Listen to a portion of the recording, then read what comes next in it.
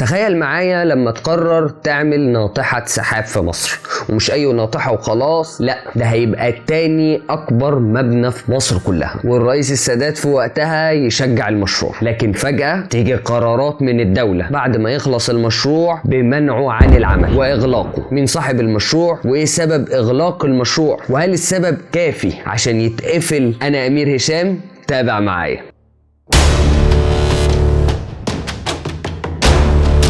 في حوالي سنة 1974 يقرر المهندس خالد فودة انه يبني برج يعد تاني اطول برج في القاهرة بارتفاع 53 دور، اي ما يعادل 160 متر تقريبا، وعايز يعمل البرج فندقي وفي اخر الادوار تبقى مطعم بانوراما دائري. البرج ده كلف حوالي 200 مليون دولار على حسب كلام المهندس خالد فودة صاحب البرج. وفعلا الرئيس السادات يسهل له كل الإجراءات والتراخيص المطلوبة ويبدأ عمل البرج. لكن بعد ما انتهى البرج يكتشف صاحب البرج إن البرج ممنوع تماما من العمل، قرار من المحافظة، والسبب هو الجراج.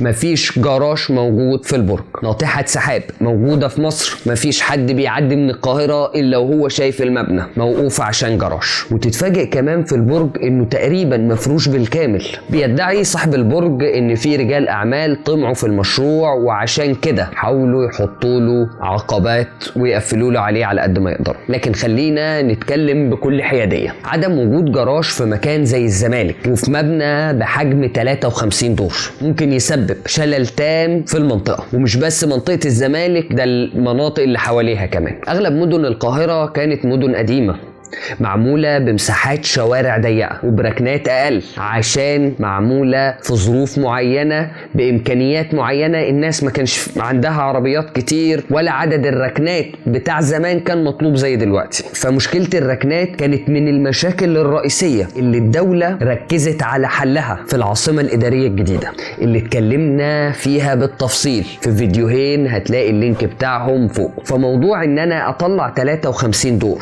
واستخدام فندقي كمان، فانا محتاج ركنات لاصحاب الاوض، لكل اوضه في الفندق تقريبا، لمركز المؤتمرات اللي موجود في الفندق، للمسبح، للمطعم، للموظفين نفسهم. كل دول لو ما لاقوش مكان قفلوا شوارع الزمالك كلها. صاحب المشروع ادى شويه حلول، وهو انه يعملها في حته ارض او في فيلا قريبه من المشروع، او انه يعملها في نادي الجزيره بما انه المبنى اللي وراه على طول. لكن طبعا فكره حته ارض قريبه من المشروع كانت مرفوضه تماما من الدوله، لان اساسا اللي رايح البرج مش هيعرف ان في جراج في الجهه التانيه، فلازم عندنا جراج قريب من البرج، بل المفروض يبقى فيه. ونادي الجزيره اللي كان الحل الامثل اللي موافقه عليه الدوله عشان المشروع يشتغل، اعضائه كانوا رافضين تماما على حسب كلام صاحب البرج المهندس خالد فودة. هنلاقي في دول زي امريكا مثلا عاملين معدل ركن عربيات 2.2 ركنه لكل عربيه موجوده